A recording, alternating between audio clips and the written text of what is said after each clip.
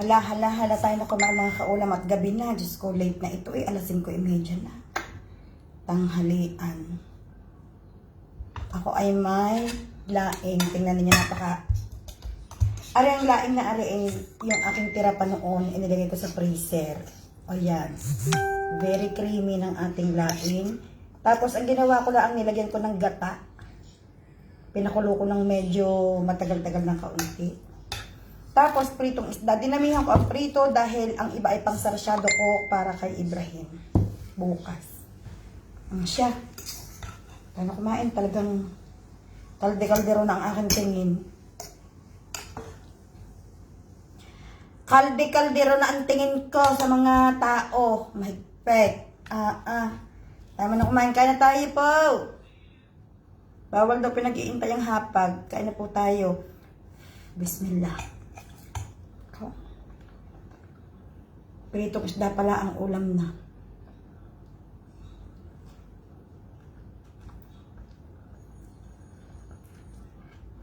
Ano namang init?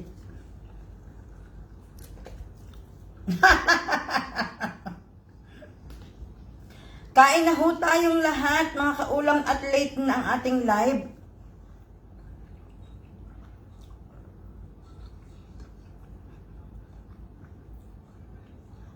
Mainit eh. Bay, wala pala akong electric pan pala, kaya pala mainit.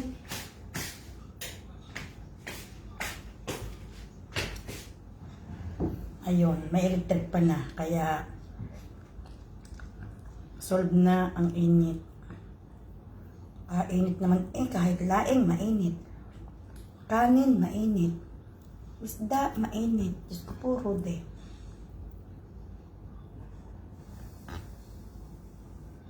Kain na po tayong lahat mga kaulam. Huwag na kayong mahiya. Kayo pumarinig, kayo sumalo na. Mamahaw.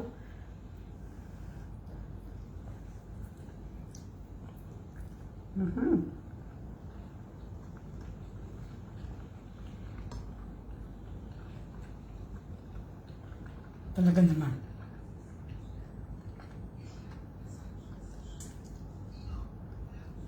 Good evening, Justin Barausok. Good evening. Napakarami naman ng luya.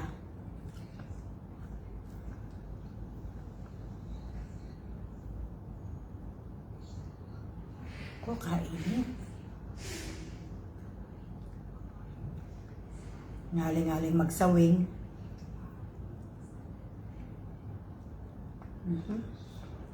Kain po, kain.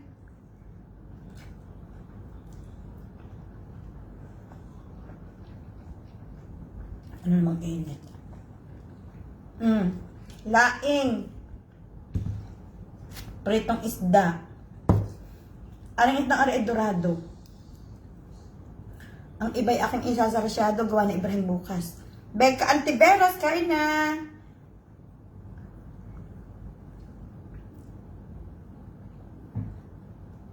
Marilyn Vergara, kain po.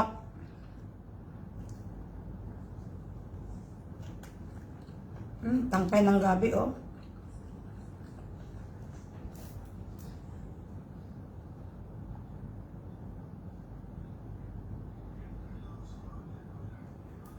Ang pagkasarap uminom,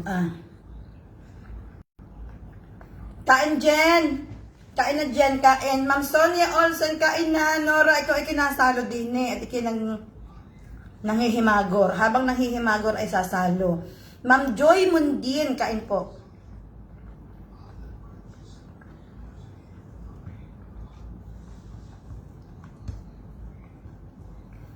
Jen, sabihin mo sa Nanay Luming. Sa Nanay Luming ay magluto ng laing. Shout out po sa mga taga-Calawag, Quezon. Yan ang hindi ko pa nararating. Ang Calawag, Quezon.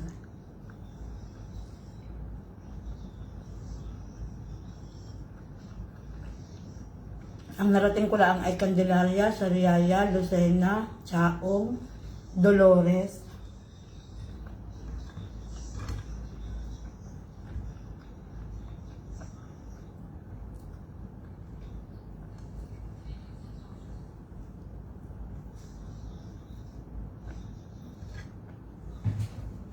ko. Ang aking pusa, tulog na tulog. Eh.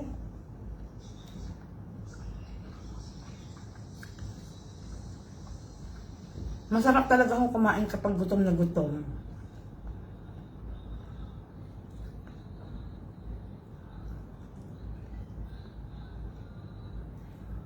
Ang akin pong huling kain ng kanin ay kahapon nung tayo ay nag-live. Kanina ako ay sa school ay noodles. Nag-order ako ng noodles. Ma'am Anjanette Ambrosio, welcome back, madam.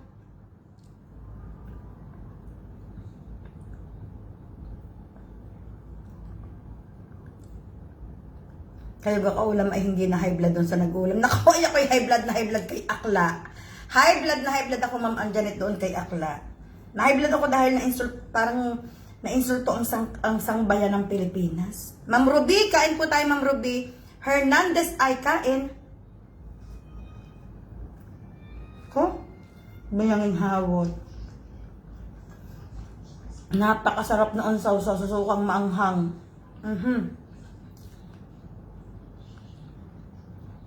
Bayang binanging hawat, napakasarap. Good evening, Net! Ma'am Net Soto, good evening.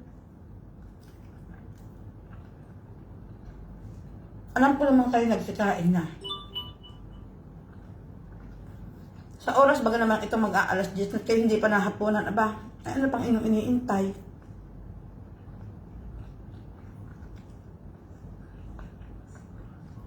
Huwag niyo nang intayin yun at may kasalo ng iba. Hi, Lori! Good evening, Lori! Baka kayo kaya hindi pa nakain ngayon ay inyong iniintay. Huwag na ninyong intayin at kumain na yun sa labas, may kasalo ng iba. Irene Binuya, kain po. Jocelyn Panessa, kain.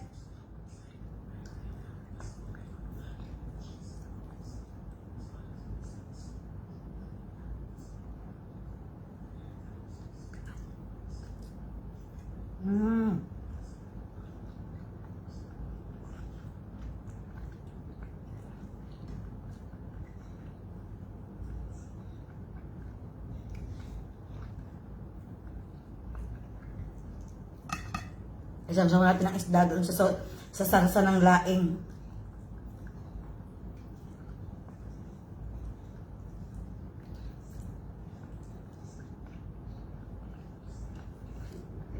Ma'am May Francisco, kain po tayo.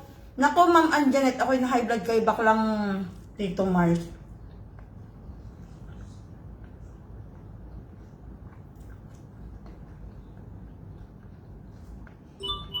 Nakoy, oo, Marilyn. Dini ay lahat ng meron din sa atin na gulay, lahat ng isda ay meron din dini. Dini ay mas mura kaysa sa diyan sa atin kung ikukumpara ang presyo. Pero ang gulay mahal. Kumpara diyan ang presyo ng gulay dini, kalahati ang diferensya. Kunyari, diyan makakabili lang kayo ng okra ng 30 pesos na sabihin na natin 50 pesos isang kilo ng okra. Dini isang kilo ng okra ay nasa 200. Ma'am Lina Perez, Ma'am Melissa, good evening po. Gayaan din ang presyohan ng gulay. Pero ano naman, ayos din naman.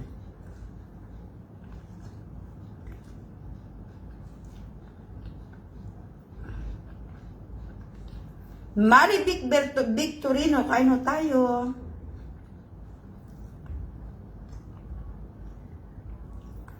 Ma'am Norma Aranda, thank you. Kain tayo po. Di ba, gusto ko talagang magkape.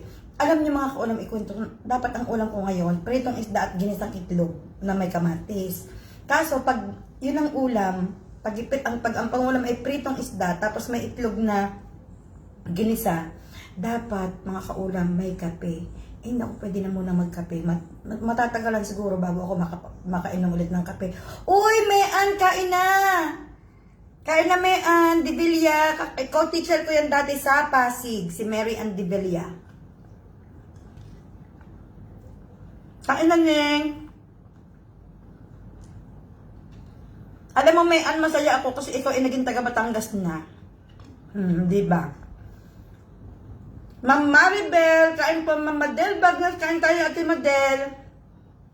Rhea, manimtim ka inaning. Ang mga isda, walang lasa. Parang di ka tanaas na masyado. Nung malasahal tapos na kumain. Shirley Ann Lansang, kain na po.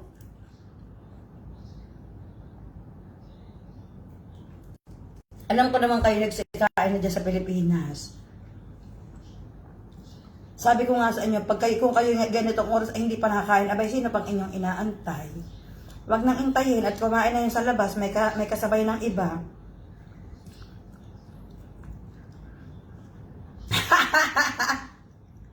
Magandang inaantay mo, Jen. Toong ang aking pusa, hindi man lang nagigising sa lakas ng aking halakhak. Bakit kaya ari na puyat?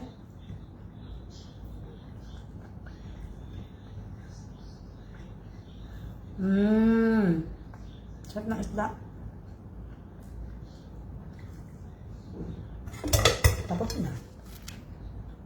Maghuhugas na ang mga ulam ko.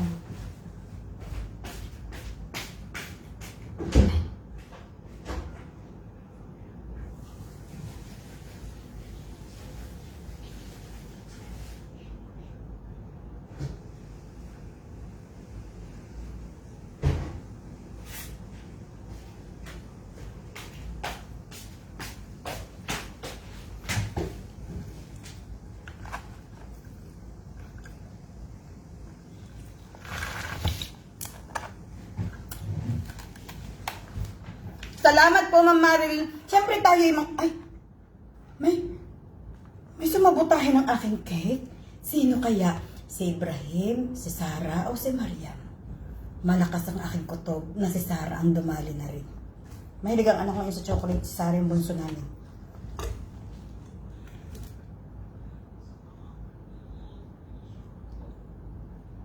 Ane? You eat the cake? May bisara.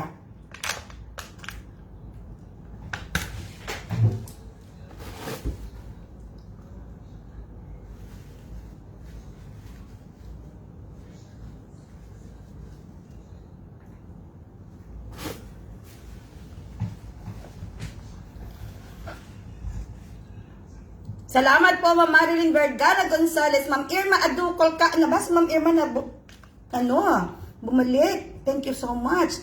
Ma'am Marites Evangelista, ako po yung manghihimagas dahil alam niyo ang laing. Ewan ko kung kayo'y ganari din. Ang laing parati may aftertaste, no? Na hindi natin masyadong gusto ang laing. Lalo na kung ang nilaing ninyo ito yung dahon ng gabi. Mas magbuti pa pagka sariwa ang gabi ang dahon. Pero pag tuyo, pero ang sariwa pero laging may aftertaste ang masarap ang laing, masarap iulam, magana. Pero pagkatapos sa akin meron siyang aftertaste, kaya kailangan ko ng ganare. Kung sinunggaak, ano yung sinunggaak na ulam? Ano nga yung sinunggaak? Dati alam ko yan. Ano nga ang sinunggaak? Pa-remind naman, Ma'am Ruby, kasi parang nakalimutan ko ang sinunggaak, pero dati parang alam ko yan.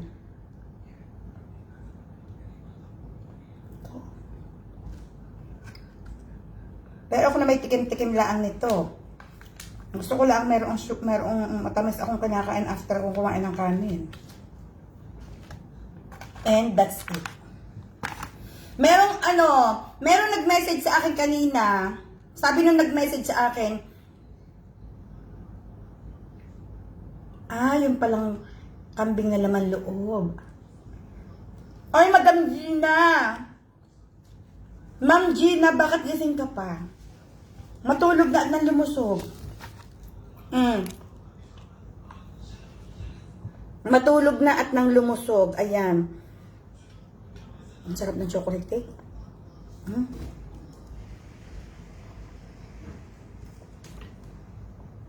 Yun ang pinakamasarap kumain ng cake, yung iinom ka agad pagkatapos sarap. Kahit anong matamis, basta kumain, tapos iinom ka agad ng sabay, yung marami agad na inom, ay naku po, panalong panalo. Medyo hindi maganda ang aking maghapon. Sumakit ang aking batok mga kaulam sa school dahil ako na high blood sa school kanina.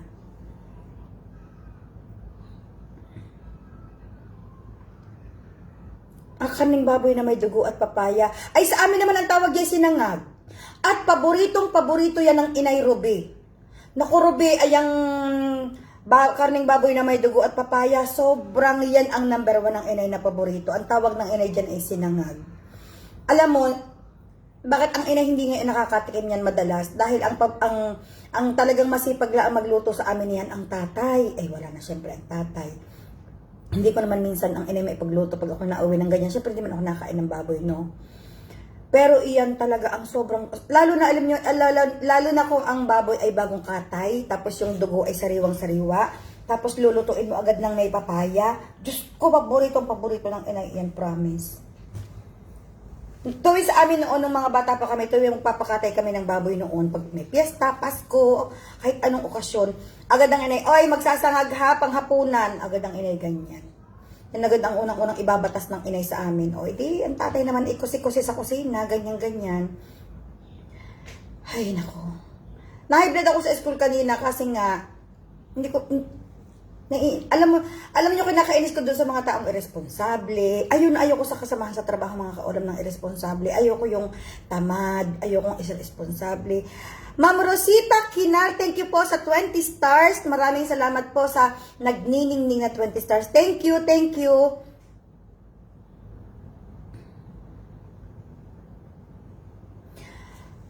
Malapit na ang piyesta kina Jen sa Ibaan. Kayo'y pumunta mga kaulam, kayo iniimbitahan ko. Masarap, nung nung kumakain pa ako ng baboy, masarap yan. Alam niyo mga kaulam ko ano ang parte ng baboy nung kumakain pa ako na gusto ko. Gustong-gusto ko mga kaulam pork chop. Pinaka-favorite ko yan sa part ng baboy, sa luto ng baboy, yung magpo-pork chop na maraming taba ang gilid. Tapos, gustong-gusto ko din mga kaulam yung adobo na nagmamantika na maraming taba. Tapos, parang lahat yata mga kaulam na luto sa baboy noon, paboritong paborito. Parang wala yata akong inuurungan mga kaulam. Ang ayaw ko lang mga kaulam sa, ay tating! Kamusta na tating? Happy birthday kay Jonas! Wala, ang isa lamang mga kaulam ang ayaw ko sa luto ng baboy pag may maraming sili. Yun, hindi ako kakain yan. Kahit na anong gusto ko sa karneng baboy, pag nilaho ka na ng maraming sili, hindi na ako kakain. Kahit pa ako'y magutom. Bayain ang magutom kaysa kumain ako ng karneng baboy. Hindi ko lang alam kung anong tawag sa lutong yun na dinidiktikan nila ng maraming sili. Salamat po Ma'am Rosita. Thank you very much. Tapos, lahat yata ng luto sa karneng baboy, parang wala akong uurong. Paksiw na pata, dinuguan, pochero, apretada. Lahat yata, name it talaga mga kaulam, hindi ko uurungan. Alam mo pa, gustong-gusto ko pag yung sa amin nagpapakatay ng baboy. Alam mo yung mag-iihaw yung mga magkakatay, magbabangi yun, tapos meron silang sawsawang suka na may nadinikdikan lang ng bawang. Sko, di syempre, sa probinsya, katulad sa amin sa Batangas, ang mga nagkakatay ng baboy, yung mga manginginom. Naku, ininglor na ang pinakamasarap maghumba na natikman ko sa buong buhay ko ang tatay. At ang tatay pag naghuhumba 3 days bago ipakain sa amin 3 araw.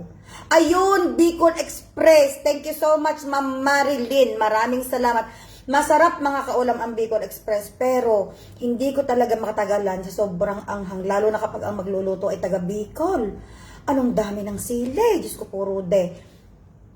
Ay, salamat uli, Ma'am Rosita, sa 50 stars. Thank you so much. Thank you.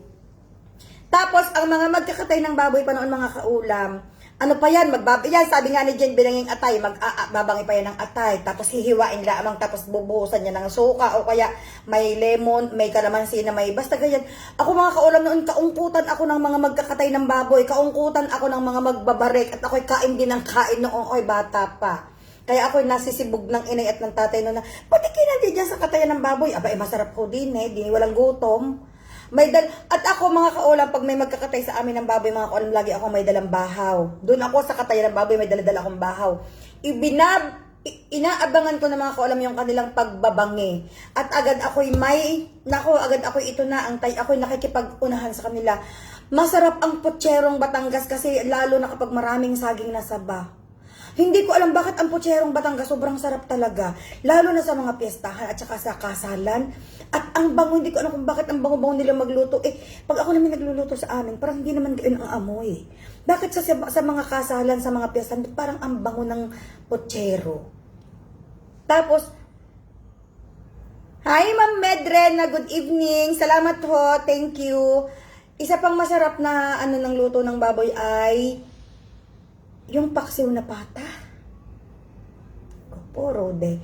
Tapos ang ulo, ang gagawin ng tatay, ihuhumba ang ulo ng 3 araw na nakasalang sa apoy. Na pag binuhat mo na yung ulo ng baboy, nanlaglag na yung laman. Puro na lang ang buto na lamang ang mahahawakan mo. Ang laman na tapos ang inilalagay ng tatay, 1 kilong bawang. Nilalagay sa ilalim, isang kilong bawang. Sa ibabaw, nilalagyan din ng maraming bawang. Hi Ma'am Elma, happy Wednesday. Good morning. Yung gabot na pinalutong, at saka alam niyo yung nga ang tawag doon, yung pupor. Nako, gustong gusto ko yung pupor noon, tapos isasawsaw sa sukang maanghang. Pero syempre mga kaulam, dahil hindi na nga ako po pwedeng kumain ng baboy, tanungin niyo naman ako kung paano ko nalampasan paano ko nalampasang iwasan ang isa sa pinakagustong gusto kong ulam. Karneng baboy talaga, sobrang gusto ko yan. Naku, pupor talaga mga kaulam. Parang pinag-uusapan pa lang natin na high blood na ako.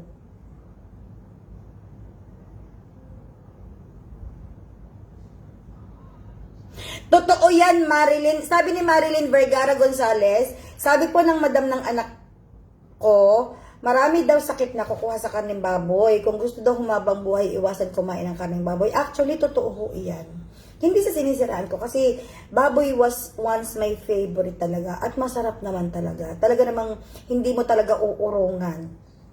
Pero sa mga lumabas sa mga research talaga, syempre alam mga kaulam, sinasaliksik yan ng mga dalubhasa, tinitingnan nila anong meron ang karneng baboy, talagang nire-research talaga nila yan. Hindi lang sinasabi ko ito not only spiritually na bawal sa aming mga Muslim, pero sinabi rin ito ng mga dalubhasa na ang pinakamaraming sakit na nakukuha talaga ng tao ay sa karneng baboy. Kaya kung kaya ninyong iwasan mga kaulam, iwasan ninyo. Hindi naman natin sinasabing huwag, totaling huwag, pero kung kaya ninyong sobrang bihira, sobrang bihira na lang. Isa pa mga kaulam na masarap niyan. O tinan niyo, huwag kumain pero sinasabi ko kung ano ang masarap. O diba, ako lang ang may talent niyan. Yung sinigang na maraming mga okra, kangkong. Tapos magpiprito ka ng pork chop, Diyos ko po, Rode. Sabi ni Ruby, paano ninyo na kaya di kumain ng karneng baboy lalo na kapag nauwi ng Pilipinas? Ang unang pinaka-big challenge ko mga kaulam nung ako ay huminto sa pagkain ng baboy ay nung ang kapatid kong si Christian ay ikinasal. Ikinasal si Christian April 1, 2007. Kung hindi ako nagkakamali. Dahil iyon ang kauna-unahan kong uwi sa Pilipinas simula nung ako ay nag-abroad. Can you imagine? Nag-abroad ako June 8, 2002. Umuwi ako ng March 27. Tingnan niyo ha, hindi ko pa nakakalimutan ang date. Umuwi ako March 27, 2007. Eh di almost 5 years akong hindi umuwi. Pag uwi ko, kasal ni Christian, birthday ng inak, binyag ng anak ni Christian kasi buntis na nga ang aking hipag noong nakapanganak na ang hipag ko nung ikinasal. Di syempre handaan yan. Taga Batangas mayabang tayo di dapat maraming handaan Sa restaurant pa noon ginanap dahil syempre kami hindi namin kayang, alam niyo yung magluto-luto, maglahat-lahat. Mapapagod kami, so ipinarestaurant namin ang kasal ni Christian. Sa restaurant mga kaulam, may sarili akong table na maliit sa gilid. Ako yung nag-iisa at saka ang anak ko pala noon ay si Mariam, parang si Mariam yata ay 8 months noon, 8 months na baby. Noong kami umuwing iyon. Ako yung may isang table na maliit sa gilid, sa sulok at doon ako nakain. Ang ulam ko ay isda, parang may hipon, parang may ganyan. Dahil nga, bawal sa akin ng baboy. Pero mga kaulam nung pinag-aralan ko na rin, nung sinabihan ako, nung itinuro na sa akin kung kung bakit ang baboy ay hindi dapat kinakain. Nag-umpisa na rin ako mga kaulam na parang hindi naman ako nandidiri pero nag-umpisa na rin akong maniwala sa isip ko at sa puso ko na, kaya pala. So, nung itinanim ko yun sa isip ko mga kaulam, unti-unti nawalan ako ng gana sa baboy.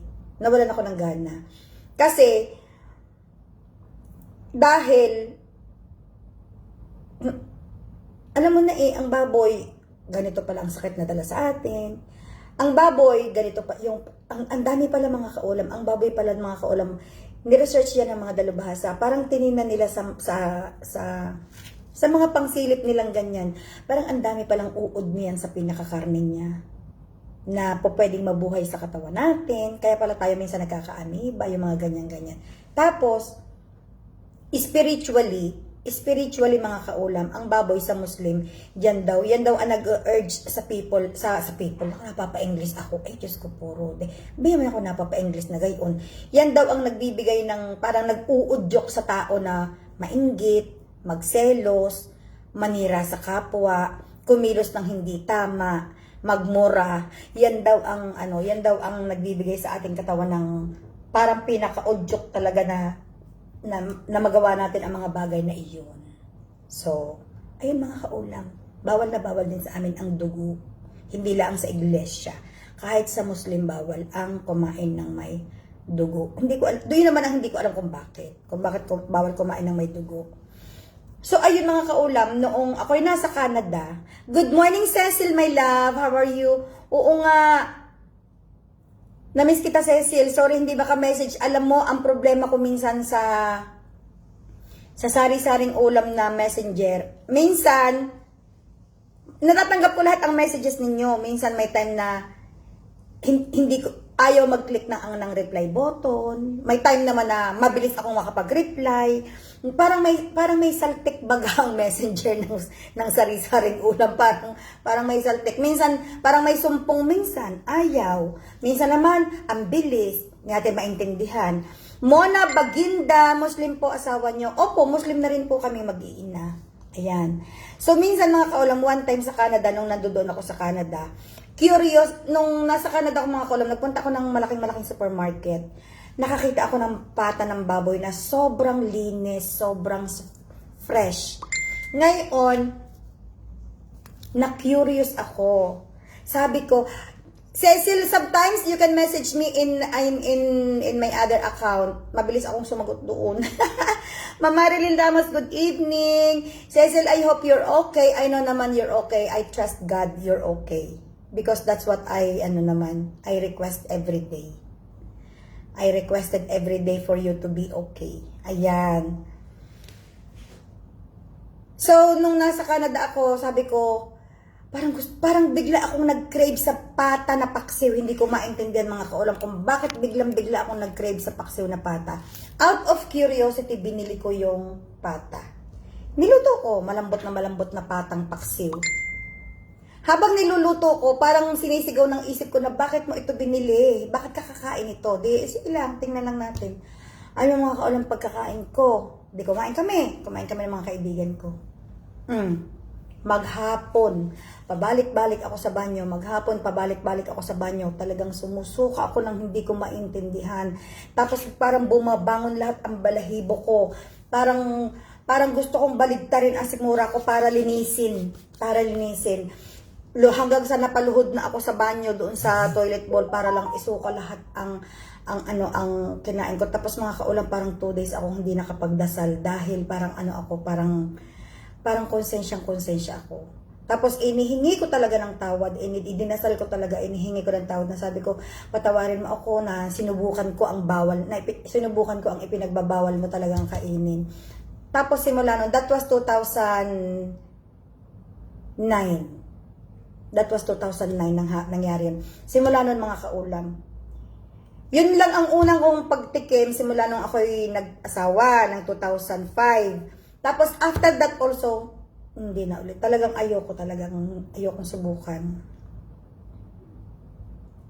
Hindi naman hadya, medyo na-late ka lang sa kainan. Ang ulam ko naman is laing at saka pritong isda lang. So, mabilis lang ang kain ko dahil gabi na ayokong kumain ng marami. Pag gabi na mga kaulam, hindi ako kumakain ng marami.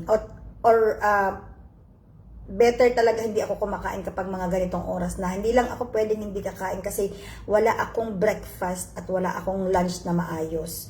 So, pag hindi ako kumain ng kahit na magkakaroon ako ng migraine. Ewan ko mga kaulam kung kagaya ko kayo, na pag hindi ako kumain ng something, magkaka-migraine ako. Tapos yung migraine na yon, mawawala lang yun kapag iniinom ko ng gamot. Eh hindi ako makakaulam pala inom ng gamot. May mga nararamdaman ako sa katawan ko na iinom ko ng tsaa or maglalaga ako ng kung ano-ano mga dahon, iinom ako o kaya turmeric tea, iinom ako. Naawa naman ng Diyos, alhamdulillah, nawawala naman, lalipas naman ang sakit.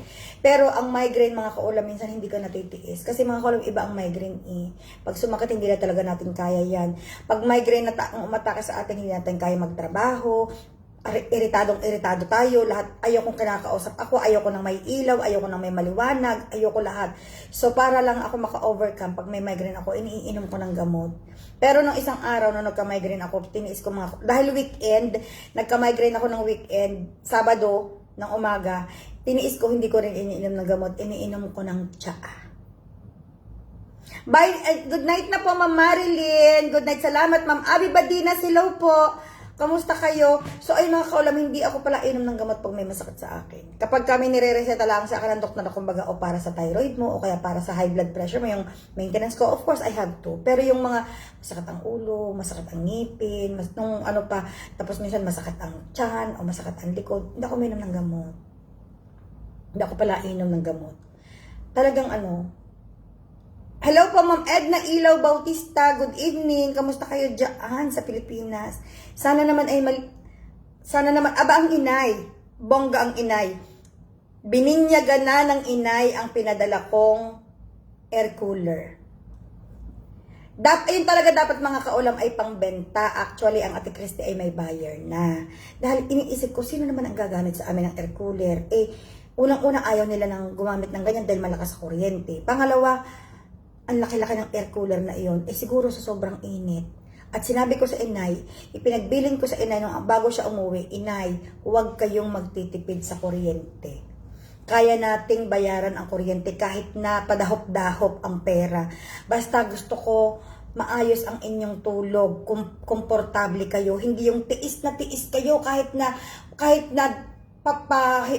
putol-putol ang inyong tulog dahil sa sobrang init. Ayoko nang gayon mga kaulam. Huwag gayon. Ma'am Maricon Abad Albalushi, good afternoon. Ma'am Susan Espeleta, shout out sa iyo, good evening. Ma'am Hermie Manata Rodriguez, good evening po.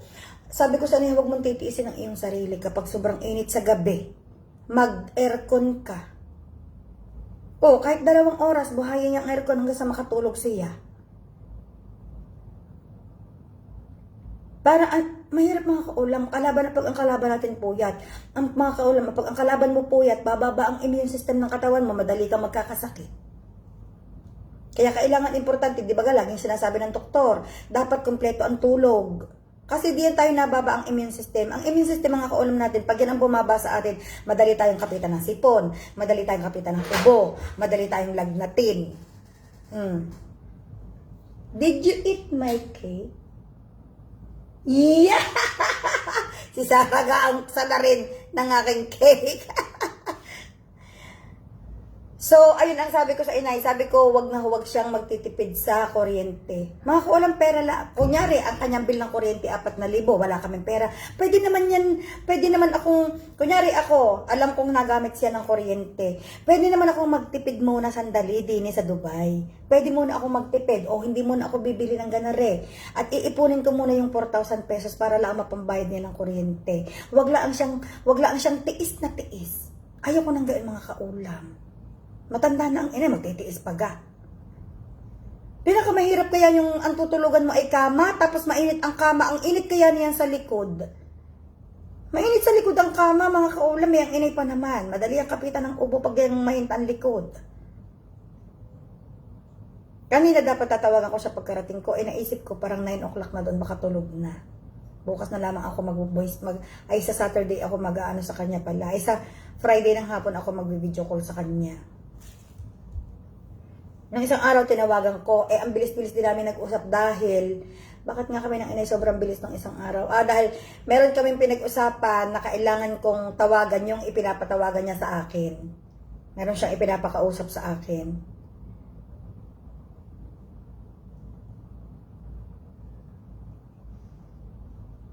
Mabanas nga daw dyan, Ma'am Josie. Ano bang... Umuwi na ho ang inay dahil may mga pinapaasikaso ako sa kanya. Tapos, siguro mga by November, inshallah, God willing, unay Diyos, ay papupuntahin ko na ho ulit din. At siguro by that time na papuntahin ko siya din sa mga bandang November, ay magtatagal na muna siya din. Hanggang buong lamig naririnig siya. Para at least ma-enjoy ng ina yung pagising sa umaga, wala siyang aalalahanin na magwawalis ng sobrang ang bahay ko doon mga kaulam, malawak ang likuran at saka malawak ang harapan. Puro laglag na dahon, ang inay napapagod. Magwalis, masakit sa likod niya, tas malikabok. Doon inuubo iyon. So at least wala siyang iisipin gayon. Geronimo Agraset, God bless din po sa inyo, madam. Tapos wala ang inay iisipin na ko, ano na naman kayong lulutuin kong ulam. Marami sa amin mga kaulam kung sa lulutuin na ulam sa amin sa Laiya. Marami. Ang problema ang inay. Yung iniulam niya sa umaga, ayaw niya, hindi niya yan uulamin sa tanghali. Yung iniulam niya sa tanghali, hindi niya yan kakainin sa hapon. Doon siya namang problema. Pag narito siya sa Dubai, wala siyang problema sa ganyan. Lalo na pagkasama ako sa bahay. O areglado na agad ang kanyang almusal. Areglado na ang kanyang tanghalian. Areglado pa ang kanyang merienda. Areglado pa ang kanyang hapunan. Isasama ko lang siya sa napakalaking palengke. Sasabihin ko lang, o pili kung ano ang gustong lutuin sa loob ng 1 linggo. O siya na, dampot lang siya ng dampot. Hindi ko sinasabi mga kaulam na dahil mapera ako, no. Dahil ang kinakain naman namin mga kaulam ay hindi pang mayaman. Ang kinakain namin ay mga normal na kainin lang natin araw-araw. Ang sinasabi ko din hindi siya nag-iisip na, kasi doon minsan, kamahal-mahal naman ika ng maya-maya. Ako gustong-gustong bumili. Yun. Minsan, ako'y bibili sana ng mulong na isda. Talaga naman ikang 300 ang kilo. Ako'y bumili lang ika ng 1 piraso. Yun. So, hindi niya iisipin ang ganyan. Pag nakapunta kami sa palengke, ay, ining, masarap. Dampot! Sabi sa magtitinda kung ilang kilo ang gusto mo. Masarap ang tabayag o yung upo. Kuha! Pili, alin size ang gusto mo. Ay, tayo ining bumili ng malunggay. Kuha! Malunggay daw, kuya. Malunggay. Kasi dito alam kahit dito, Tagalog at sabi mo, mga titinda sa palengke, Tagalog, alam nila, kuya, malunggay. Bigay ng, ibili tayo ng itlog na Tagalog. Kuya, 30 pieces, itlog na Tagalog. Diba? Yun ang sinasabi ko na, sa Pilipinas doon, magluluto siya ng gulay sa tanghali. Siyempre, dapat sa hapon, yun na rin ang uulamin niya. May tira maraming gulay O di dapat sa hapon, yun lang ulamin niya, magpiprito lang siya ng itlog kumbaga, o kaya magpiprito lang siya ng isda na pangpaalat doon. Ayaw na, hindi na niya kakainin ang tira niya ng tanghalian. So mag-iisip na naman siya kung anong kanyang uulamin. Minsan ang gusto niya, wala sa tindahan.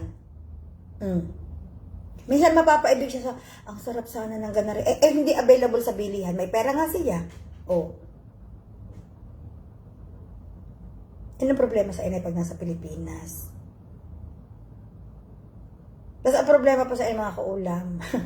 Isa pang problema sa inay mga kaulam. Hindi yan, may pupunta sa kanya, mangungutang, hindi pwedeng hindi pa utangan ng inay. Hindi naman mga kaulam sa ayaw ko ang inay magpautang. Don't get me wrong, ha? Hindi naman sa ayaw ko ang inay magpautang. Pero, gusto ko sana yung pera na ibinibigay naming magkakapatid sa inay. Gusto ko sana i-enjoy niya. Gusto ko sana pag nagustuhan niyang pumunta ng Jollibee, mga kaulam ang inay mahilig sa Chowking. Dahil mahilig, meron niyang gustong, may pagkain niya na gusto, iisa ang pagkain na gusto niya sa Chowking, ha. May pagkain niya na gusto doon sa Labarida restaurant sa amin sa bayan. So, meron siyang pagkain na gusto sa ganitong restaurant. Gusto ko, pag gusto niyang pumunta doon, gusto ko makakapunta siya. Tapos gusto ko, pag kunyari, katulad noon, minsan sinabi ng inay na, bibili nga sana ako ng maya-maya kaso, 350, 2 piraso. Hindi siya bumili. Dahil, bakit? Kasi ang pera niya na papahiram niya sa iba. Ayoko, hindi naman, so, hindi ayoko ang inay magpautang, no? Kung dahil yung pag minsan ang pagpapautang mga kaulam, nakakatulong din yan sa tao, Siyempre, tulong iyan. Pero gusto ko sana ma-enjoy ng inay kung ano yung meron siya ngayon. Kung ano yung naiibigay namin magkakapatid sa kanya. Hindi yung titipidin niya ang sarili niya dahil lang ang ipahihiram niya sa ibang tao ang pera. Yung alam niyo yun, yung... Basta ako, hindi ko sinasabing ayaw ko ng ako, pinagdadasal ko na yung mga taong yon makaraos, makabayad sa utang, yung magkaroon sila ng sapat. Hindi man sobra-sobra, at least sapat. Pero ako kasi ang iniisip ko, ang inay mga kaulam, tiniptipid niya ang sarili niya para lang mapaluwagan niya ang ibang tao. Magandang gestures yun mga kaulam. Magandang ugali, magandang pakisama sa tao. Pero kung siguro, kung bata pa ang inay, malakas pa, pwede pang kahit na ano. Pero matanda na ang inay, kumbaga, makain na niya lang ang gusto niya, enjoy na niya na ang sarili niya. Pag gusto niya magpa-parlor siya. Pag gusto niya magpa-manicure and pedicure, kasi number 1 yan ang nabisyo ng inay mga kaulam, manicure and pedicure, kasi ang gaganda ng kuko niyan. Gusto ko pag gusto niyang magpaganyan, kaya okay lang anytime, yung walang hahadlang sa isip niya dahil wala akong pera kasi. Ayoko yun, nalulungkot ako pagkagayon. Ay, ang sarap mo naman, Maricon. Pangarap ko. Nung nakatira kami sa Dubai, meron din sa may bandang Japlia, meron din kami noon na puno doon ng malunggay. Na talaga namang paglabas ng pinto namin, yun na ang puno. Kaso nga, umalis na kami doon eh. Kaya doon, sa Dubai mga kaulam, sobrang dami ng puno ng malunggay talaga. Na hihingi, magsasabi ka lang sa may-ari, ang mga ari naman, mga Arabo, Baba, can I have this malunggay? Go, yala. Oh, kuha. Di man nila kinakain yan. Tayo lang Pilipino kumakain, tsaka mga Indian. Hindi nila alam wonder vegetable. Ang dami ng vitamins na nakukuha. So ay mga kaulam, kaya siguro ang inay, siguro inshallah, God willing, pagkalooban ng Diyos na lahat ay maayos. Mga November, papupuntahin ko na siya dito sa Dubai ulit. Tapos, kung hanggang kailan niya gusto mag-stay siya. Pag gusto niya nang umuwi ng Pilipinas, at pag sinabi niya na, Nen, kami ay ipauwiin mo na, uuwi na. Kasi mga kaulam, hindi pwede kayong uuwi, basta dito lang kayo. No. Hindi natin po pwedeng ganyanin ang magulang natin. Kasi, unang-una ang magulang natin, gusto yan, ang bahay niya, or kung saan siya nasanay, may mga sentimental value yan sa kanya. So, sige, gusto pa niya dito, gusto mo sa Dubai, Dubai. Gusto mo umuwi ng Pilipinas, di uuwi. Kung saan niya gusto, kung saan siya masaya, gayon. Hindi yung matutulog siya sa gabi na hindi komportable ang kanyang kalooban dahil lang gusto niya nang umuwi. Hindi siya yung matutulog sa gabi, masama ang loob niya dahil nung una kong pinapunta ko sila dito sa Dubai mga kaulam 2006, sila pa ng tatay noon. Ang visang ibinigay ko sa kanila noon 2 months. Gusto ko sanang mangyari noon, yung 2 months na iyon tatapusin nilang ng tatay at ng inay. Saka sila uwi, pag ubos na ang visa nila, pagtapos na ang visa nila. Diyos ko day, 20 days pala ang nagtanong na sa akin kung ilang tulog. Kami gaining ay ilang tulog pa dito. Naramdaman ko agad, ay gusto nang umuwi. Kakoy bakin? Gawa baga ika ng ang mga baboy doon ang mga pakain sa baboy minsan hindi alam ng iyong Kuya Peter kung kailan bibili ang mga isda ang magtitinda ko sa Rosario sa palengke talagang ang mga ang mga kambing lahat na idinahilan. Basta ang inay, nabalitaan ng inay na maraming huli ng isda, ang mga mangingisda, hindi yan mawiwili dito sa Dubai. Kasi yan ang buhay talaga niya. Ang magtinda ng isda, ang magbenta ng isda. Naman ako talaga sa kanya mga kaulam. Kasi ako yun din ang hilig ko sa buhay ko. Kaya naintindi ko mga kaulam ang sa inay na yung pag nag-aaborido na gustong uuwi dahil maraming isda. Tingnan mo nung nandito, sabi ko, ba't kaya to ang nawiwili? Sabi sa akin, ay wala namang masyadong huli ang mga mangingisda doon. Ano namang aking ipag-aalaala? Ano naman ikang aking ipagkakaaborido? Wala naman ding huli ang mag-iisda. Wala din naman silang naiibiyahe. Yung bagi-inggit na inggit ka, maraming ibinibiyahe ang ibang tao. Gusto rin niyang magbibiyahe ng isda. Mga kaulam, at the age of 74, nagbibiyahe pa ng isda. Ayaw paawat. Ayaw paawat. Sa kayo nakakita.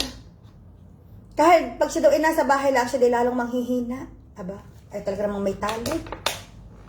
Minsan naman, pagka napapagalitan namin, minsan kami magkakapatid, nag-uusap-usap kami. Pagalitan nga natin ng inay, dahil ilang araw na sunod-sunod na nagbibiyahe, hindi pwede sa kanya mga kaulamang iba. Dapat, in a week, mga 2 times, okay lang sa amin magkakapatid dyan, pero pag everyday, hindi na kami napayag. Minsan nakakatakas. Ito na. Minsan gagawa kami magkakapatid ng drama. Pagalitan natin ng inay. O, sinong magagalit ngayon? Ay, parati naman ako. Inay, ano na naman yan? Kayo totoo nagbiyahe na naman ng isda. Ay, tika naman, hindi naman ako nagtitinda. Ako'y nakaupo lang. Doon may naman, kahit na ay ang biyahe, yung pabalik-balik na biyahe ng sasakyan, hindi ka naman ikay nasa malaking sasakyan ako, nasa pick-up naman ako, hindi naman ika ako sa dami ng katwiran. Kapag sa dami, ako hindi pa nakakaisa, siya ay nakalima na. Paano kayo mananalo? Sige nga. Ako naman ikay pabayaan na ninyo, at ito naman ikay hindi naman makakasala sa akin, at ito naman ikay hindi naman ako napapagod. Ito lang kaya siya nagkasakit dahil sa pagbiyahe ng isda. Matigas ang ulo minsan. Mahirap magpalaki ng magulang. Ang inyong inigayin din. Sa hirap. Kaso, kinausap ako ng panganay kong kapatid. Sabi niya, huwag mo nang pagalitan. Sabi niya, dahil ako pinayagan ko na. Dahil nakita ko nung nasa bahay siya, na ilang buwan siyang nasa bahay, parati siyang may sakit, parati natin siyang ipinapa-hospital, lalo siya nang hihina, isip siya ng isip ng maraming bagay. Pag nasa biyahe yan, maraming kakwentuhan yan sa palengke. Nai-enjoy siya doon. Ako naman na-realize ko nga, nung habang iniisa-isa sa akin ng kapatid ko yung mga gayong bagay, parang na-realize ko nga na, ako nga pag nandito lang sa bahay, parang hinang-hina, kailangan ko lumabas, kailangan ko makakita ng ibang tao, kailangan ko makapag-usap sa kahit na kanino. Na-realize ko na, syempre, ang inay din, lalo na sa age niya. Magandang gabi, Ma'am Brigida Velasquez, good evening. So, na-realize ko, okay, fine. Sige. Pero, huwag magbubuhat ng mabigat. Yun lang talaga ang kaisa-isa kong kondisyon. Bawal magutom, kailangan may baon na pagkain, at tubig. Bawal magbuhat. Bawal mapuyat. Yung tatlong iyon, pag ang isa doon ay sinuway, ay talagang foul na siya sa akin. Hindi siya makakauli magbiyaheng isda. Basta ang isa doon ay kanyang sinuway, hindi pwede talaga. Talagang raratrating ko siya. Ganun talaga ako mga kaulang, kahit na ina ko, niraratrat ko. Sabi ko nga sa inyo, hindi ako sobrang bait na anak. Hindi ako sobrang... Kung merong outstanding na pwedeng bigyan ng trophy, hindi ako yun. Malayo ako doon. Malayong malayo. Alam niyo kung bakit? Noong kabataan ko, teenager life, magaling akong managot. Naku pala, sagot ako sa magulang. Sa tatay lamang ako hindi po pwedeng sumagot dahil dudugo ang aking nguso. Yun ay naiisigurado ko 110%. Pag sumagot ako sa tatay ng pabalang, dugo na ang aking nguso, may pahalayang ubi pa ako sa puwet na pang minatamis sa gabi. Yun ang aking award na makukuha pag ako'y sa tatay sumagot. Sa inay ako magaling managot. Na ang inay naman, siya namang hindi namamalo. Ako, talagang problema ako ng inay noong mga kaulam nung teenager ako. Kasi meron akong selos sa puso. Meron akong selos, meron akong sama ng loob, meron akong hinanakit sa mundo ng aking kabataan. Na parati kong iniisip na paborito ng inay ang kapatid kong ganito, na alam niyo yun, na ang inay na may paboritong anak, yan ang itinanim ko sa isip ko talaga. Kaya magaling ako sumagot. Sasagot ako pag gusto ko, sabi ko sa sarili ko. Bakit ako hindi sasagot? Di sila na lang, ang sakatera ko, di sila magmahalan. Ako na lang ang huwag nilang mahalin. Sila na lamang ang magmahalan, kaya kong buhayin na aking sarili. Yan ang aking katwiran noon mga kaulam. Kaya ako kaunting salita lang ng inay, may sagot agad akong 3. Nakakaranas mga kaulam ang inay umiyak sa tindi kong managot, sa sakit kong magsalita. Totoo yan. Inaamin ko yan sa inyo ng buong puso at buong kaluluwa. Hindi ko yan itatanggi. Kailan ko na-realize na mali, kailan ko itinama ang aking sarili, at kailan ko ipinangako sa sarili kong hindi na mauulit. Nung ako mga kaulam ay nag-abroad. 2002. Dalaga pa ako noon. Pero, ipinangako ko man yan sa sarili ko mga kaulam, may mga times pa rin mga kaulam na nagkakaroon pa rin kami ng inay ng argumento. Nagkakaroon pa rin kami ng samaan ng loob. Pero hindi ko na inuulit yung sumagot ng masasakit na salita, o sumagot ng pabalang, o baliwalain siya. Hindi ko pa rin yun ginawa. Pero may time mga kaulam na recently lamang, parang 2 years ago, naranasan ko mga kaulam, nagtampo sa inay 2 years ago. Ito na ang revelasyon. Nagtampo ako sa inay noon, at ang inay ay parang 3 to 4 months na hindi ko tinawagan, 3 to 4 months na hindi ko kinausap, 3 to 4 months na hindi ako nagparamdam. Ang tanging paramdam ko lang sa inay mga kaulam ay tuwing katapusan ng buwan. Magte-text ako sa kanya or magchat-chat ako sa kanya, sasabihin ko lamang na ihulog ko na ang allowance ninyo sa inyong account. Yun lamang mga kaulam, walang iba. Ang inay sasagot, salamat. Mahaba ang sagot noon, sana'y okay kayong mag-anak diyan. Panalangin ko sa Diyos, ganito, ganyan. Napagkakabasa ko naman mga kaulam, laglagan ako naiiyak. Ang aking luha, pero hindi ako magre-reply. Grabe ang luha ko habang binabasa ang mga reply niya, pero hindi ako nagre-reply. 3 to 4 months yun, naiiyak ako mga kaulam. Kailan ako nagdesisyong kailan ako nagdesisyong ayusin noong ang tatay mga kaulam ay namatay. At yan ay inamin ko sa inay noong ang inay ay nagpunta dito sa Dubai. Sabi ko, alam niyo inay, noong kami nagkukwentuhan, sabi ko, alam niyo inay, noong ako'y nagtampo sa inyo. Noong ako'y nagtampo sa inyo ni Christian, sabi ko, wala akong plano noon inay umuwi kahit ang tatay ay may sakit. Wala akong plano umuwi noon inay kahit ang tatay ay namatay. Ang plano ko lang noon, masakit sa akin, tatanggapin ko. Ang plano ko lang noon ay ipadala ang pera para gagamitin sa ospital or para yung sa pagpapalibing, lahat-lahat. Pero wala akong inay planong umuwi noon. Bakit ako umuwi? Dahil ako kinausap ng aking asawa. Alam niyo mga kaulam, ang guardian agent ko, ang asawa ko Siya lahat. Siya lahat ang nagturo sa akin ng kagandahang asal. Lalong-lalo na sa pagtrato sa magulang mga kaulam. Ang asawa ko ang bumago sa akin talaga lahat. Ito na, sabi ng asawa ko, alam ng asawa ko na may tampo ako. Alam ng asawa ko hindi ako natawag. Alam ng asawa ko na hindi ko kinakausap. At alam niyo mga kaulam, unawa ng asawa ko kung bakit. At inunawa, dati hindi po pwede sa asawa ko ng ganyan na magtatampo ako, hindi ko kakausapin ang pamilya ko, hindi pwede sa asawa ko, magagalit siya, sasabihin ng asawa ko, call them, talk to them, ganyan. Pero nung time na yun mga kaulam, kinonsinti ako ng asawa ko, alam niyo kung bakit? Unawang-unawa niya ang nararamdaman ko dahil sinabi ko sa kanya kung bakit. At kahit siya nagdamdam din sa pamilya ko, nagdamdam ang asawa ko noon. Kasi alam ng asawa ko lahat kung ano ang sakripisyo ko, alam niya. Alam ni Ibrahim lahat kung ano ang isinakripisyo ko sa buhay. Ito na. Sinabi pa rin sa akin ng asawa ko, naiintindihan ko, nagtatampo ka, naiintindihan ko masama ang loob mo, pero hindi ka pwedeng hindi uuwi. Hindi pwedeng hindi ka uuwi. Umuwi ka. So ako naman noon, bago ako umuwi mga kaulam, the day before, kunyari ang flight namin ni Nolly Boy is 12 o'clock alas 3 ng madaling araw noon ang flight namin ni Nolly Boy. Alam niyo noon, birthday pa naman ni Nolly Boy noon. Alam niyo, nakalimutan ko pang birthday ni Nolly Boy noong nag-flight kami. Sa aeroplano magkatabi kami, hindi ko nga nabati yung kapatid ko. Tatay ni Kailan yun. Ito na. Nung mag-flight kami, ang alis ko dapat din sa bahay ay alas 12 ng madaling araw papuntang airport. Nakikita kami ni Nolly Boy. Sa airport. Ganitong oras, chat ang inay sa akin. Sabi ng inay, pag uwi mo naman dito, kalimutan mo ng lahat ang mga ganito, imikan mo naman si ganito. Kasi meron akong 2 tao mga kaulam na hindi ko talaga iniimikan sa buong buhay ko. Noong, matagal na, hanggang 2022. 2022 ang tatay namatay Sabi ng inay, imikan mo naman sila kasi nakikiusap naman sila na parang lagi nilang, yung 2 taong yun, parang pumupunta parati sa inay, sa mga kapatid ko na baka daw magagawa ng paraan na mawala na yung galit ko sa kanila, na parang mapatawad ko na sila. Alam nilang sila ang talagang sobrang mali, kaya talagang lumayo talaga. Diyan ay na maraming chat na ganyan. Ang sagot ko sa inay, walang problema. Kung yun lamang ang hihilingin nyo, di okay lang, walang problema. Yan ang sagot ko.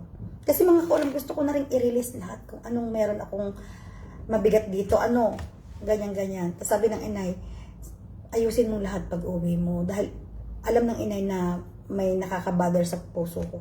Ayusin mo lahat. Ay di, ayos. Tapos iyak ang inay ng iyak nang umuwi ako dahil sabi niya, ang iyong ama, sabi niya, ang tatay mo kahit na ganyan na mamamatay na, talagang marami siyang inayos na gulo sa pamilya. Marami siyang inayos na gulo kasi nga nakita ng inay, nagpatawad na ako sa mga taong ito. Kahit sila nawala na ang tampo ko. Ang inay daw noon, nung mga 3 to 4 months na yun, hindi ako natawag. Ang nagkukwento sa akin siya, yung ate namin. Hindi ko kapatid, pero parang kapatid ko na rin na siya yung kasama namin sa bahay for the longest time na nag-alalay sa mga inay, na parang kasama ng mga inay sa bahay. Nanay ni Jerome. Ito si Jerome, yung pamangkin kong nandito. Ang ina ni Jerome mga kaulam, ang kasama namin sa bahay. Simula nung ako grade 1 yata o grade 2 hanggang ngayon. Tingnan niyo kung gaano katagal. At yan din ang dahilan mga kaulam kung bakit hindi ko pwedeng pabayaan si na Jerome. Lahat ng magkakapatid ni na Jerome mga kaulam, hindi ko pwedeng pabayaan. Simula sa panganay at si Jerome ang bunso. Hindi ko yan sila pwedeng pa. Ang hindi ko pala ang nadadala dito mga kaulam ay yung panganay at magbabarek. Maglalasing. Hindi man siya magbabarek. Kumbaga, may pamilya na, may ano siya, iba ang lifestyle niya, pero napakabait ding bata. So, yun ang dahilan bakit hindi ko si na Jerome mapabayan. So, nagkukwento sa akin ang nanay ni Jerome na, alam mo, sabi niya, ang ninang niya ang inay eh. Ang ninang ng mga panahong hindi ka natawag, ng mga panahong dineded mo sila, gabi-gabi yan naiyak yan sa akin. Nasasabihin daw, Bida. Bida ang pangalan mga kaulam ng ina ni Jerome. Hindi na naman tumawag. Ang nasa Dubai, hindi pa natawag, katagal na. Bakit kaya? Ganyan, talagang puzzle sa inay. Bakit kaya? Lagi daw naiyak sa Ate Bida. Di, habang kinukwento sa akin ng Ate Bida mga kaulam, laglagan talaga ang luha ko. Laglagan ang luha ko. Pero alam niyo mga kaulam, matigas talaga ang puso ko. Yan talaga ako mga kaulam. Kaya sinasabi ko sa inyo, hindi ako outstanding na anak ha. No. Mahal na mahal ko lang ang magulang ko, pero hindi ako outstanding na anak. Habang kinukwento ng Ate Bida, iyak ako ng iyak. Sabi ko, Ate Bida, alam mo naman, alam mo kung bakit ako nagtampo. Sabi niya, alam ko naman. Sinasabi ko nga sa ninang, yan, ninang, kayo kasalanan ninyo Kung hindi kayo ganito, ganyan, di sana, alam naman ninyong ugali ni Daisy. Maano yan, susunsulin niyang lahat, madetalye ako mga kaulam, madetalye talaga ako.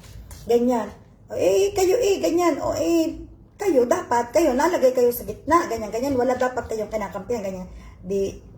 Habang Ate Bida nagkukwento, laglagan ang luha ko noon. Sobra talaga. Tapos, yun, yung, alam niyo yun, yung, nandyan, nakaburol ang tatay.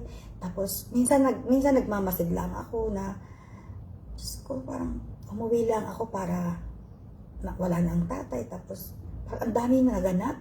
Sabi ko, umuwi lang ako, pero ilang araw pa lang ako, pero ang dami-dami nang naganap. Tapos ang inay, alam ninyo, hindi siya masyadong malungkot noon. Nung ang tatay namatay, nung tatay inakarburol, ang inay hindi masyadong malungkot kasi nakita niya na maraming naayos. Habang nakaburol ang tatay, sabi ng inay, Ining, ako'y doon na lang sa inyo sa Dubai. Sasama na ako. Ako'y iintayin ko lang makapag 40 days daw ang tatay at siya daw dito na lang. Ako talaga doon mga kaulam. Doon ako umiyak ng sobrang dami kong iyak. Nung sinabi ng inay sa akin, iyak ako, na doon na lamang ako sa Dubai, doon na lamang ako sa inyo. Sobrang dami kong iyak. At noon lamang, siguro mga pangalawang araw na ng tatay nakaburol nung sinabi sa akin ng inay, doon lamang din nagsinkin sa akin na wala na ang tatay. Doon talaga ako bumalalas, talaga namang doon ako tambaaw ng iyak. Sabi ko, Diyos ko, ito na parang unti-unti nang sisingin sa akin na wala ng tatay. Ang inay nakikiusap sa akin, nasasama na dahil nag-iisa. Yung parang nalulungkot siya, maaala-ala yung tatay doon sa bahay. Yun na, nagsama-sama na sa utak ko, Diyos ko. Tapos parang iniisip ko na in a few days, babalik na ako ng Dubai. Diyos ko, grabe talaga ang bigat ng puso. Alam niyo mga kaulam, nung dapat hindi ako ihahatid ng mga kapatid ko sa airport. Dahil si Nolly Boy, ang anak ni Nolly, si Kayla noon wala dito sa Dubai. Si Kayla nasa Pilipinas pa at ang nag-aalaga kay Kayla yung kanyang lola sa Cavite. Sa Cavite pa si Kayla nung nakatira. Pero during na nakaburol ang tatay, si Kayla nasa amin, sa Laiya, kasama ang lolo at lola. So, nung mailibing ang tatay, noong pa-flight na kami ni Nolly Boy, ihahatid muna namin sina Kaylan sa Cavite, tapos yung pagkahatid namin, diretso kami ni Nolly Boy sa airport. Dapat yun ang senaryo. Tapos, wala na. Uwi na kami ng Dubai. Ang naging senaryo, si Nolly Boy lamang ang naghatid kay Kaylan sa Cavite dahil itong kapatid kong panganay, ang Ate Christy ko, ay hindi pumayag. Actually, habang ang tatay nakaburo, lagi na ang ate nakaungot sa akin, huwag ka nang bumalik muna sa Dubai, mag-extend ka man kahit 1 linggo. Kasi ang Ate Christy ko mga kaulam, maano yun sa akin kaming dalawa yung parang magkadugtong ang aming bituka. Kaming dalawa. Tapos nakikiusap siya lagi sa akin na, huwag ka naman muna bumalik. Kasi siya sobrang siya ang papa's girl. Siya ang daddy's girl buong ang tatay nasa ospital mga kaulam, hindi ang ate kasi ko nakakalapit, hindi niya nakikita ang tatay kasi hindi niya kaya hanggang sa namatay, hanggang sa ibinurol, hanggang sa inilibing, hindi nakita ng aking kapatid ang itsura ng tatay, hindi nakita ng ate ko ang muka. Kasi hindi daw niya, pag daw wag daw namin siyang pilitin kasi baka daw sumabay na siya sa tatay. So nagtakot din kami, no, hinayaan na lang namin. Tapos parang sobrang lungkot niya, ayaw muna niya akong umalis. Kasi parang sa akin siya nahugot ng lakas mga kaulam baga. Hindi ko maintindihan ng kapatid ko na yun. Eh hindi ako pwedeng hindi babalik. Siyempre may mga anak akong iniwan din na walang kaasikaso. May trabaho ako. Ito na.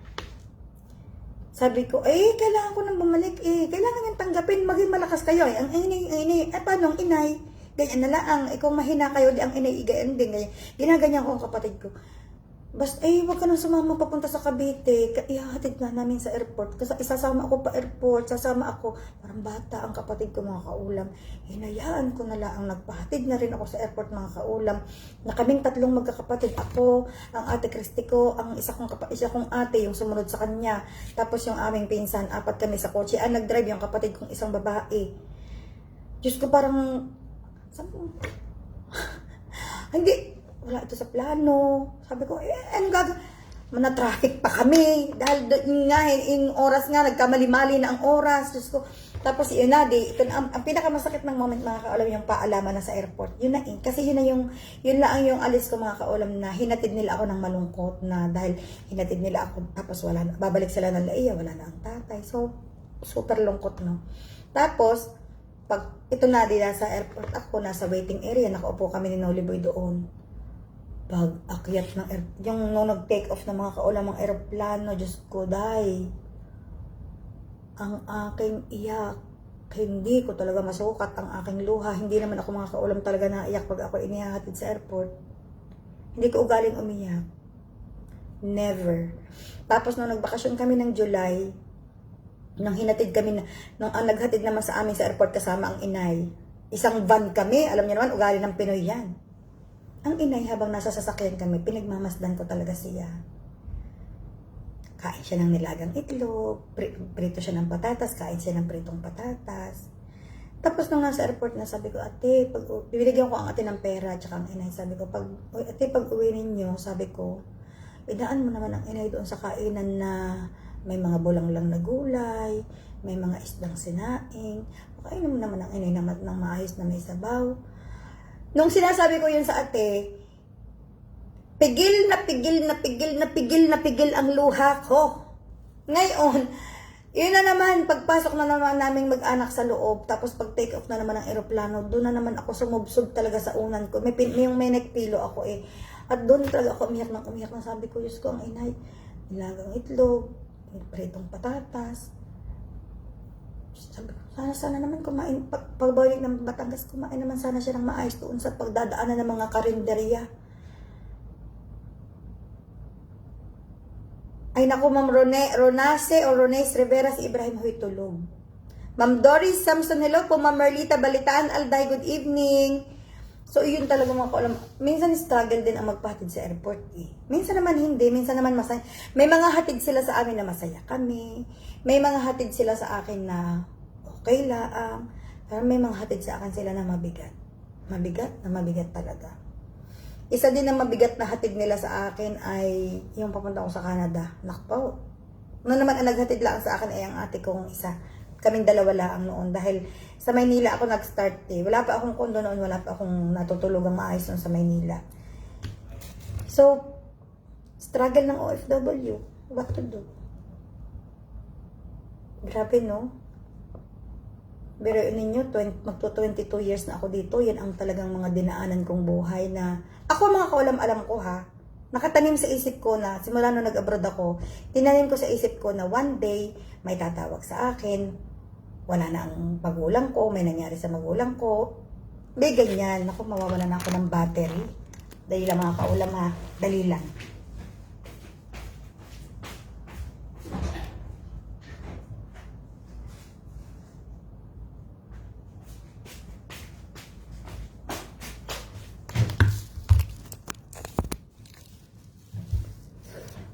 Alam ko sa puso ko, hinanda ko ang sarili ko sa mga ganyang emergency. iba din pala pagka andun ka na talaga sa time na yon. Iba din pala. Parang, oo nga, hinanda mo ang sarili mo. Pero malaking tulong ha, mga kaulam, malaking tulong. Malaking tulong yung naka-mindset ka talaga. Malaking tulong emotionally yung naka-mindset ka na pinaghahandaan mo na, hindi mo pinapanalangin na mangyari, walang po pwedeng manalangin na mangyari yan, pero iba yung hinahanda mo ang sarili mo. Malaking tulong pala mga kaulam. Kaya advice ko yan sa mga nasa abroad na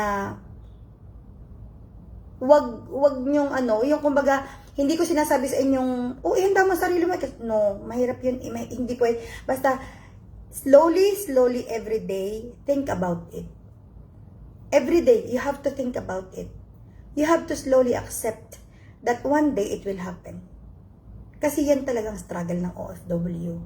Lalo na kapag buhay pa ang magulang mo sa Pilipinas. It's not only your parents, but be ready always for the emergency. Especially financially. Kasi pag yan ang hindi mo ni-ready, mas lalo kang kawawa. Kasi dodoble ang sama ng loob mo eh. Hindi ka makakauwi dahil wala kang pera at hindi mo sila makikita.